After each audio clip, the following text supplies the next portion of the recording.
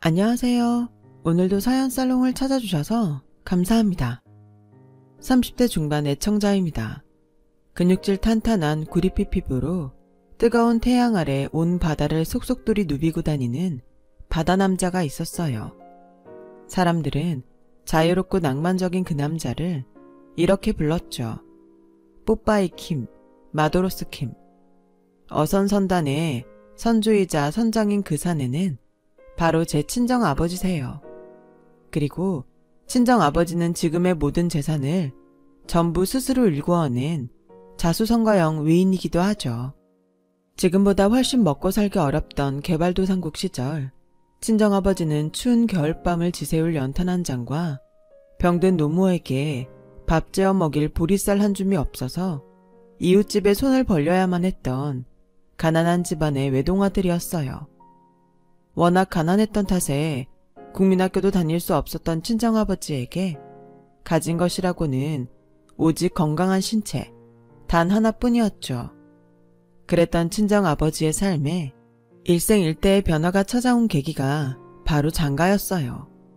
그때가 20대 초반, 한 여인의 남편이자 한 집안의 가장이 된 친정아버지는 부인과 자식에게 가난의 서름을 물려주지 않겠다는 다짐 하나만으로 바다를 향해 나갔어요. 원양어선이니 해외 무역상선이니 일자리와 기회가 주어지는 배라면 뭐든 가리지 않으며 참 억척스럽게도 일하셨고 그 결과 지금의 재산을 일구어내셨어요. 뱃일이라는 것이 원래부터가 원체 위험한 일이었기에 생명의 고비를 숱하게 넘겨가면서요. 덕분에 저는 유복한 가정환경 속에서 큰 어려움 없이 자랄 수 있었죠. 그런 고된 삶 속에서도 친정아버지는 늘 호탕한 웃음만을 보여주시는 대장부이자 든든한 가장이셨고 타인의 어려움을 굽어 살필 줄도 아는 아주 멋진 분이기도 했어요. 해난사고가 발생할 때마다 제일 먼저 바다로 나가서 119 구급대원들을 도와 위기에 처한 생명들을 구하는 의용 소방대원으로 활동하셨거든요. 그런 친정아버지를 두고 주변에서는 언제나 천사가 끊이지를 않았는데요. 하지만 어릴 적 저는 솔직히 그런 친정아버지가 내심 걱정인 때도 있었어요. 아빠, 아빠는 바다가 그렇게 좋아요? 좋지 그럼. 바다 덕분에 네 엄마 생활비 걱정도 안 시킬 수 있지. 너 좋아하는 공부도 마음껏 시켜줄 수 있고 그리고 바다보다 훨씬 험한 세상의 파도로부터 우리 가족을 지켜낼 수 있도록 나에게 힘이 되어주는 곳이 바다잖니. 그러니 바다가 얼마나 고맙고 사랑스럽게. 그래도 위험하잖아요. 선장일이야 아빠가 워낙에 좋아하는 일이니까 말릴 수는 없다지만 의용소방대원 일은 이제 그만했으면 좋겠어요. 전문 119 구급대원한테도 위험하고 어려운 일이 물에 빠진 사람 구하는 거라잖아. 사람 구하다가 아빠까지 잘못되면 나랑 엄마는 어떡해. 알아. 우리 딸 마음 다 이해해. 하지만 진이야, 아빠는 바다로부터 받은 은혜를 갚고 싶을 뿐이야. 더 많은 사람들이 바다를 찾아와서 고된 삶에 지쳐버린 마음을 달래기를 바랄 뿐이야. 그게 의용소방대원이고. 아빠는 내 마음도 몰라주고. 정 걱정되면 아빠가 약속 하나 할까? 뭘요? 사랑하는 우리 딸 두고 멀리 떠나는 일은 절대로 없겠다고. 절대 그럴 일 없도록 매사 안전하게 또 조심하고 조심하겠다고. 그렇게 약속할게. 진짜지? 나 아빠 약속만 믿는다. 당연하지. 아빠가 누구냐? 뽀빠이 킴, 마도로스 킴 아니냐? 그런 체면에 딸내미와의 약속을 어길 순 없지. 그날 이후부터 친정아버지는 저와의 약속을 보란듯이 지키려고 매사 안전을 입에 달고 다니기 시작했어요. 어선선단의 직원들인 어부 아저씨들에게도 늘 안전이 최우선이라고 강조하셨고 행여 조금이라도 위험한 요소가 있을 법한 무리한 출항은 절대로 하지 않으셨죠. 친정아버지를 향한 어부들의 인망이 하루가 갈수록 두터워진 건 덤이었고요. 아빠의 노력 덕에 한시름 던 저는 학업에 매진할 수 있게 되었고 서울 명문대를 좋은 성적으로 졸업한 끝에 모 대기업에 입사하게 되었어요. 그리고 그곳에서 입사 동기인 남자친구를 만나 결혼에 골인했어요.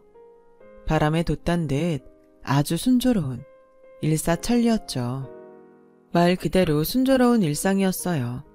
무척 가난한 시댁에서 태어난 남편은 시아버님마저 일찍 돌아가신 탓에 어렵게 자랐지만 그런 사정을 말하지 않으면 누구도 눈치채지 못할 만큼 구김살 하나 없이 참 반듯한 남자였어요. 문제는 순박한 농사꾼인 줄로만 알았던 시모였죠.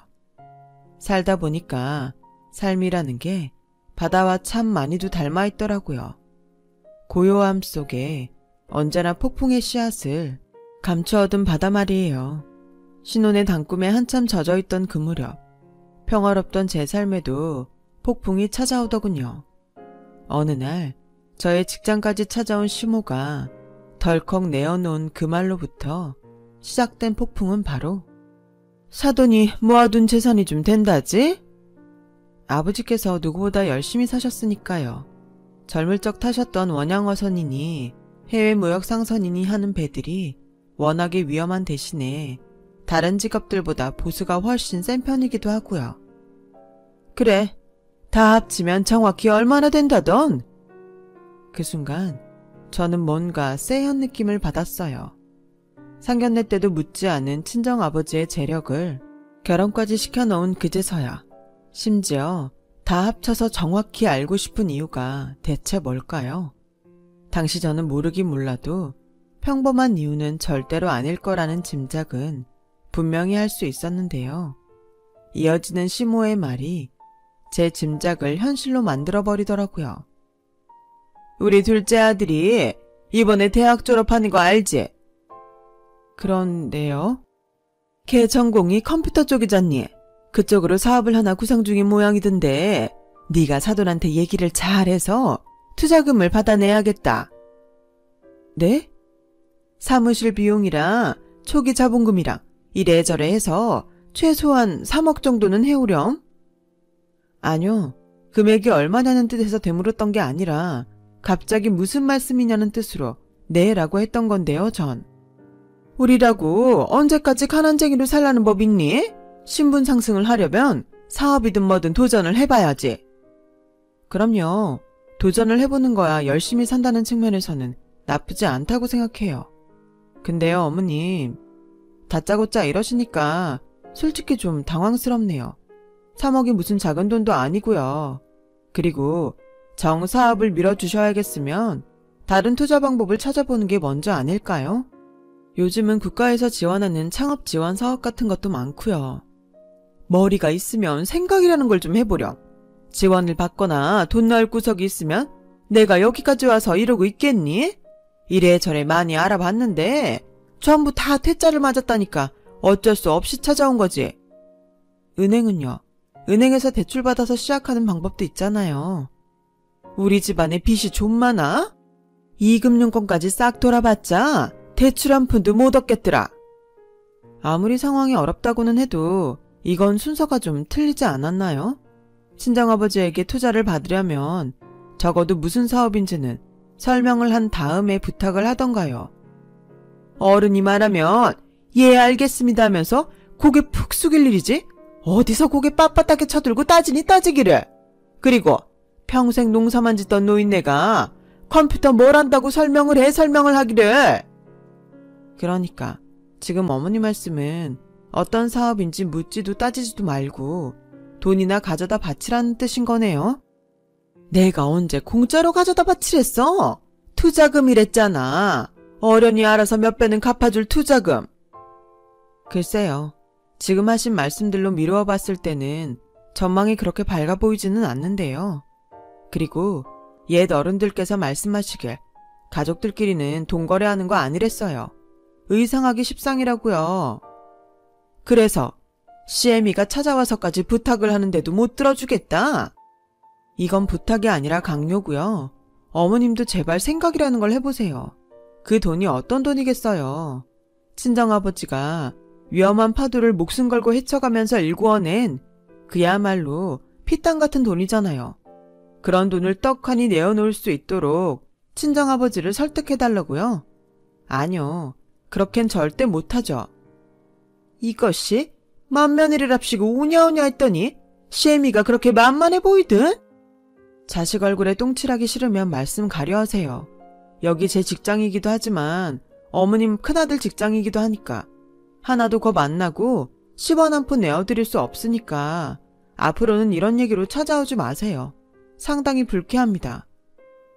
그날 전 굉장히 단호하게 거절하며 돌아섰어요. 하지만 이후로 한동안 시모의 방문이 계속되었죠.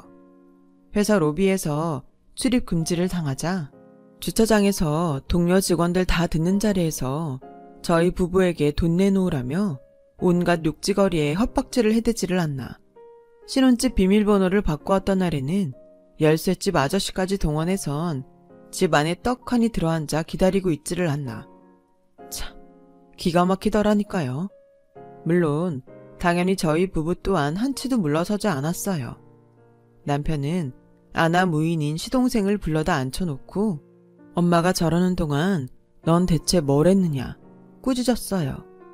저는 매번 시모의 온갖 행패에 맞섰죠. 다만 그런 다툼이 거듭되던 중 문득 이런 궁금증 하나는 들더라고요. 설마 처음부터 이럴 생각으로 결혼시켰던 건가요? 돈 때문에?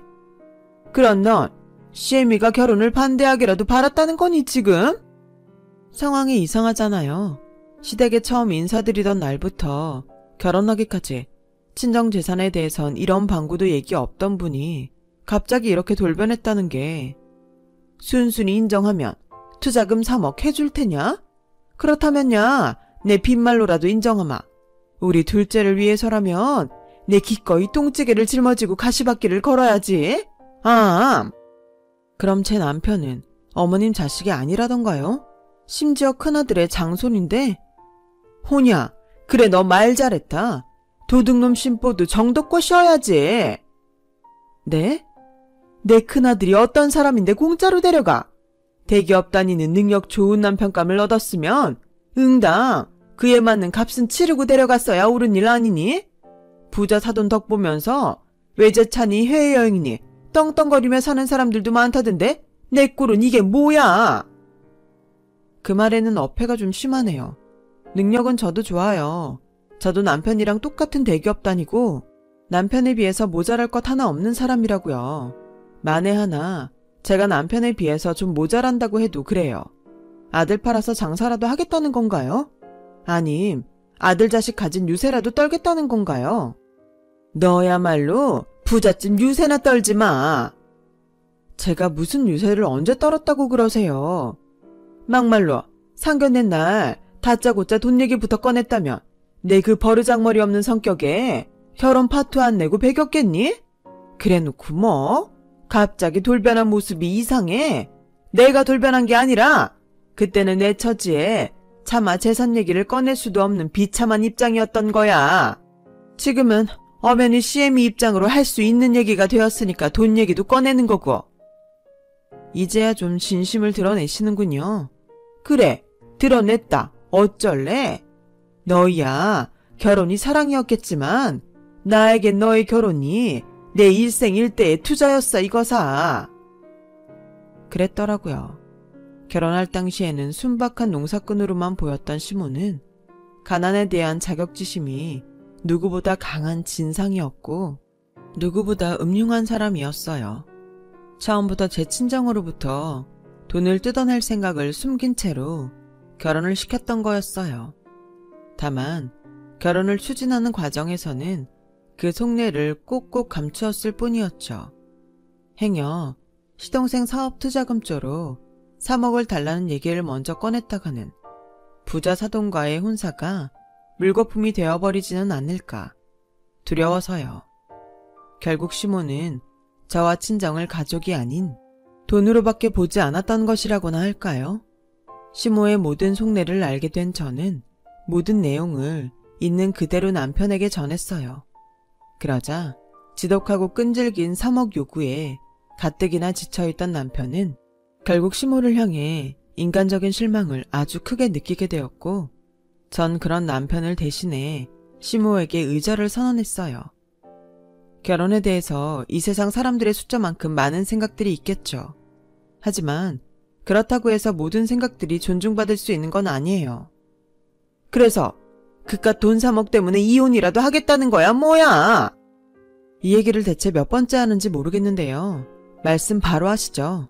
아무리 친정아버지가 많은 재산을 일구셨어도 3억이란 돈은 그깟 돈이라고 부를 수 없는 거액이에요. 그리고 이혼이란요. 남편도 나도 잘못한 거 하나 없는데 왜 우리가 이혼을요? 헤어지는 건 우리 부부와 당신이지. 큰아들과 당신이기도 하고. 뭐?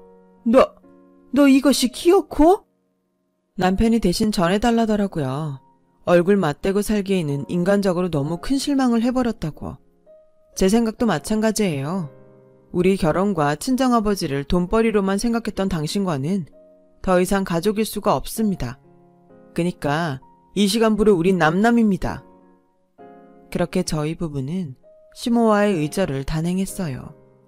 시모는 의절 후 처음 한동안은 미저리처럼 들러붙어가며 그놈의 3억 요구를 계속 이어갔지만 그마저도 금세 사그라들었어요.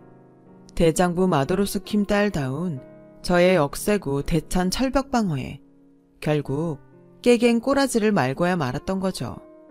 비로소 시모를 꺾어낸 저희 부부는 평화로운 일상을 되찾았어요. 아니, 실은 그랬다고 생각했을 뿐이었어요. 시모와의 악연은 의절로부터 딱 1년 뒤 어느 화창한 가을날에 다시 이어졌어요.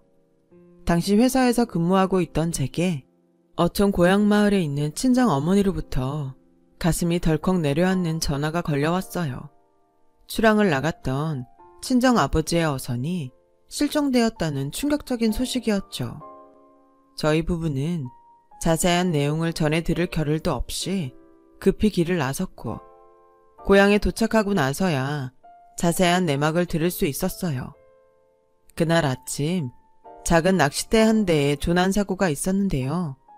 조난 장소와 가장 가까운 곳에서 어업을 하고 있던 친정아버지의 어선으로 조난사고 소식이 전달되었고 의용소방대원 친정아버지는 조난당한 낚싯배의 구조를 위해 즉시 출동했어요.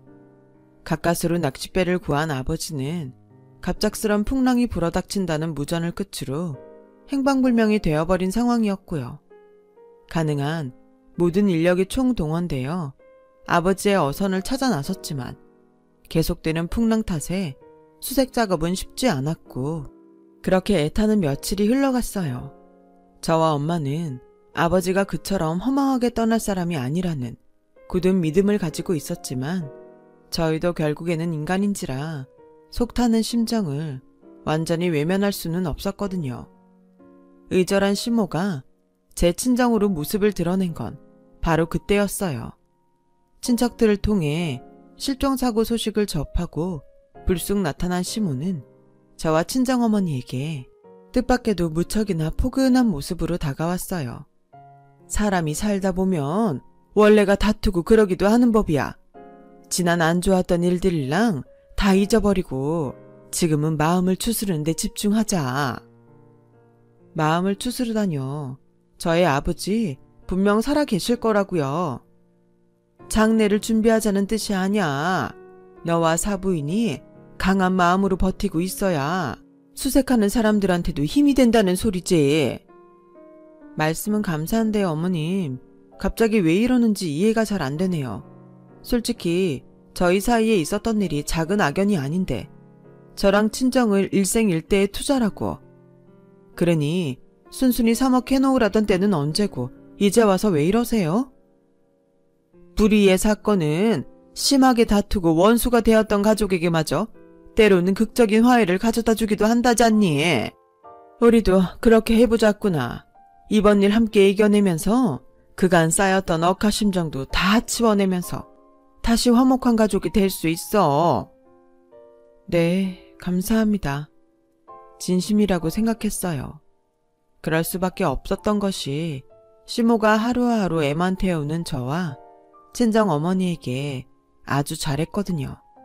차마 밥이 입으로 들어가지 않았던 저희에게 가족이 굳세게 버텨야 한다며 손수 끼니를 지어 먹였고, 저와 친정어머니가 항구 근처에서 아버지를 기다리며 지내는 며칠 내내 빨래며 청소며 친정의 살림살이를 도맡아 해주었으니까요.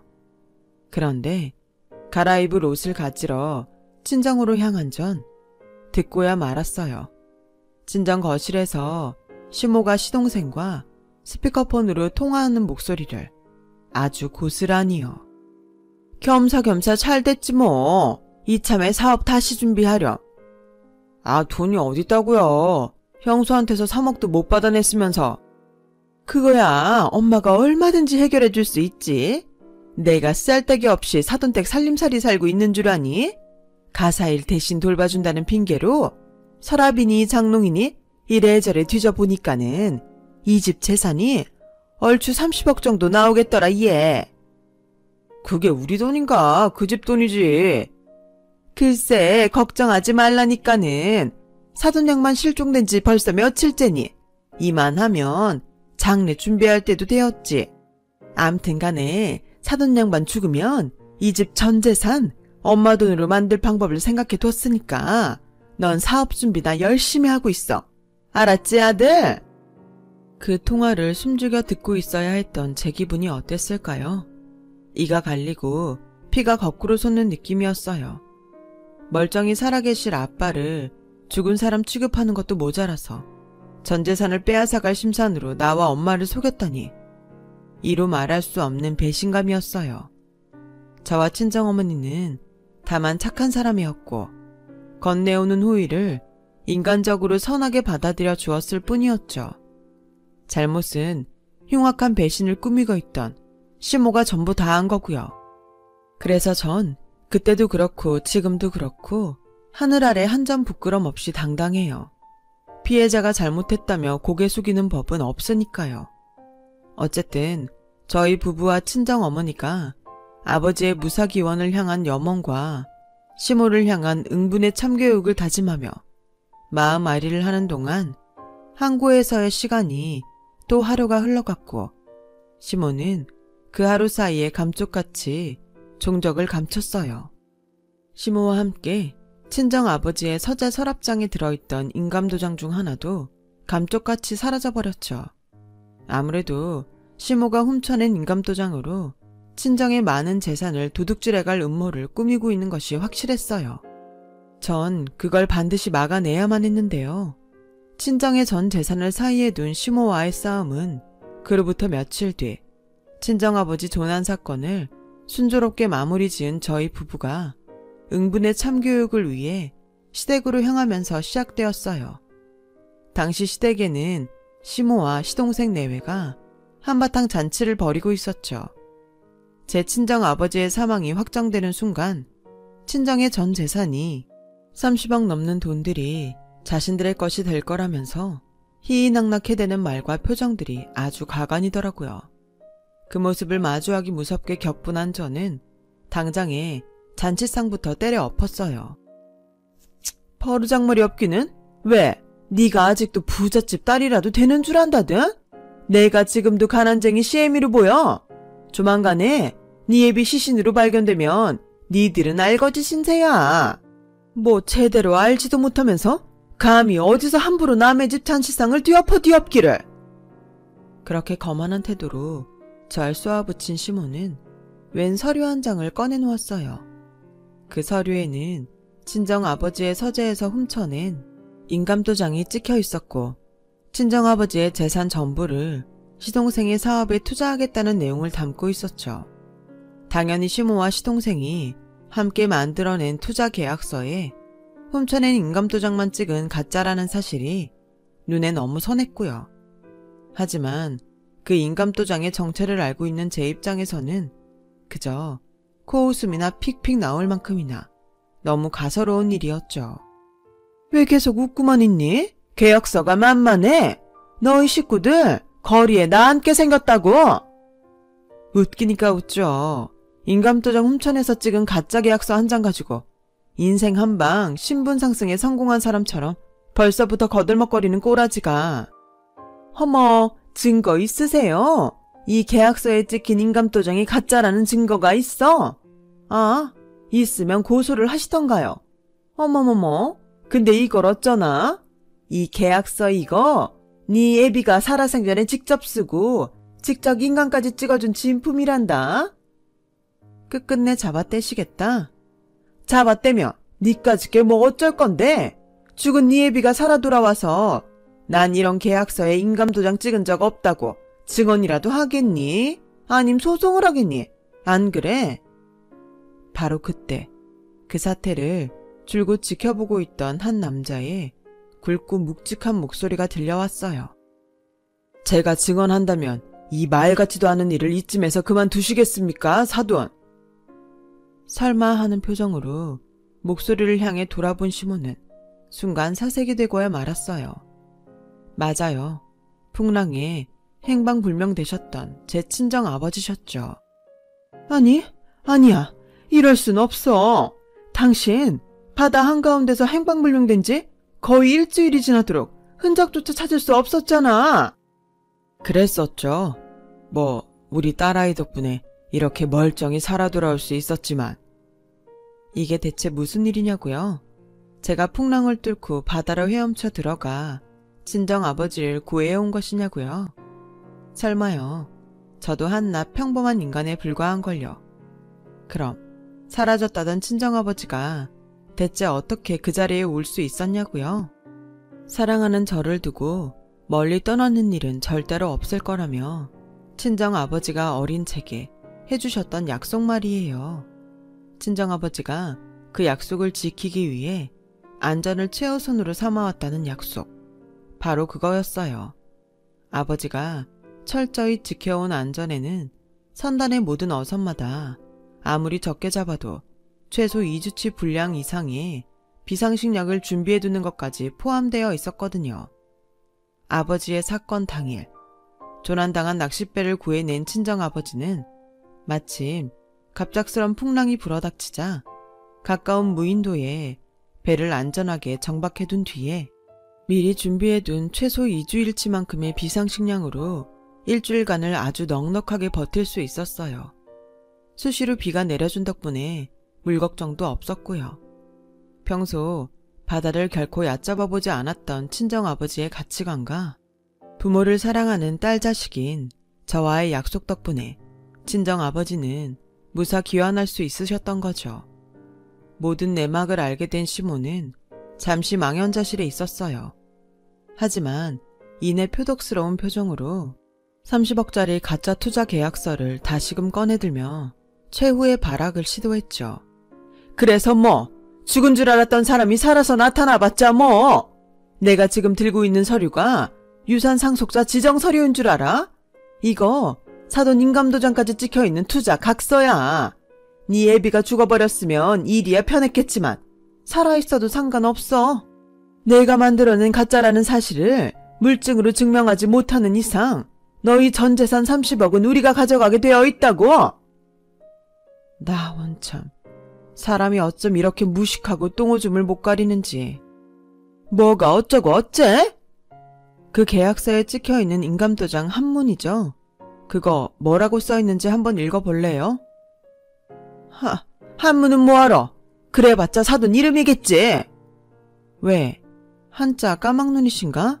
그럼 내가 대신 읽어드리고, 당신이 훔쳐서 찍은 인감도장에는 친정아버지의 이름이 아니라 이렇게 되어 있어. 법인 땡땡업. 이래서 당신이 무식하다는 거야. 세상에는 여러 종류의 인감이 존재하거든. 당신이 훔쳐가서 찍은 건 친정아버지의 개인 인감도장이 아니야. 친정아버지 선단 법인인 땡땡업 법인의 인감이지. 쉽게 말해서 회사 인감도장이라고. 알아들어? 그래봤자 네 애비 주머니에서 30억 가져가나 회사 돈에서 30억 가져가나 어차피 내가 챙겨갈 돈은 똑같지. 그러든가요. 화장실 휴지만큼도 쓸모없는 그놈의 가짜 계약서 하나 믿고 어디 마음대로 날뛰어보든가. 돈 내놓으라며 회사에 차압을 걸든 소송을 걸든 마음껏. 그 순간 당신의 가족 줄줄이 사기죄로 콩밥 먹게 될 테니까. 너 CM이 협박하는 거니 지금? 내가 그깟 거짓말에 겁이라도 먹을 것 같아? 거짓말이라고? 천만에요. 법인 인감이 찍힌 투자계약서가 효력을 발휘하려면 반드시 첨부되어야 하는 서류가 하나 있거든. 법인 인감 증명서. 근데 그거 없잖아. 그쵸? 그니까 이 계약 전부 무효고 사기야. 자, 상황 파악 끝난 것 같으니 이쯤에서 마무리 짓도록 하죠. 어차피 법인 인감 증명서가 없어서 10원 한 장 가져가지 못할 당신 앞으로 내가 왜 굳이 찾아왔을까요? 참교육을 하기 위해서.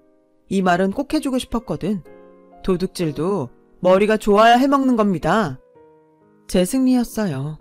제 말이 떨어지기 무섭게 시모가 그 자리에서 산송장이 되어 개거품을 밀고 실신하고야 말았으니까요. 제 결혼 생활에 드리워졌던 먹구름이라는 이름에 시모를 한 방에 싹 날려버린 셈이었죠. 잠시 실신했다가 정신을 차린 시모가 뒤늦게 저와 친정아버지의 바지가랑이를 붙들고 늘어지며 제발 한 푼만 도와달라고 애걸복걸 하더라고요. 저흰 눈길조차 주지 않았어요. 돈 욕심에 눈이 멀어 온갖 행패를 부린 것도 모자라 멀쩡히 살아계시는 제 친정아버지를 망자 취급했던 쓰레기랑은 상종조차 하고 싶지 않았으니까요. 친정아버지는 평생을 업으로 삼아왔던 뱃일에서 평화롭게 은퇴하셨어요. 조난사고로 인한 트라우마 때문이 아니라 자신의 자리를 전도 유망한 후배 선장에게 물려주기 위해서였죠. 그리고 그 후계자는 바로 제 남편이에요. 시모와의 사건을 겪으며 심신이 피폐해져 있던 남편에게 바다는 최고의 안식처가 되어주었고, 그렇게 대기업을 떠난 남편은 느지막이 찾아낸 자신의 꿈인 선장을 향해 달려나가고 있어요. 전 여전히 직장 생활을 하면서 커리어를 쌓아나가고 있어요. 최근에는 그동안 열심히 일해온 성과를 인정받아 승진까지 하게 되었답니다. 시모는 시댁 친척들과 시모 주변 지인 모두에게 철저하게 외면당하는 낙동강 오리알 신세가 되었어요. 이유야 뻔하죠.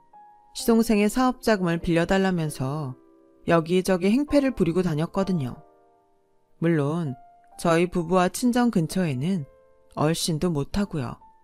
사기죄로 콩밥 먹기가 오죽이나 두려운 모양이더라고요. 사람 일은 다 자업자득으로 돌아가나 봅니다. 저도 저의 미래를 위해서 더 나은 사람이 되도록 노력해야겠어요. 긴 사연 들어주셔서 고맙습니다. 오늘도 좋은 하루 되시길 바랍니다. 여러분, 사연 댓글에 응원과 현명한 조언 부탁드려요. 좋아요와 구독은 저에게 큰 힘이 됩니다. 오늘도 좋은 일 가득하세요.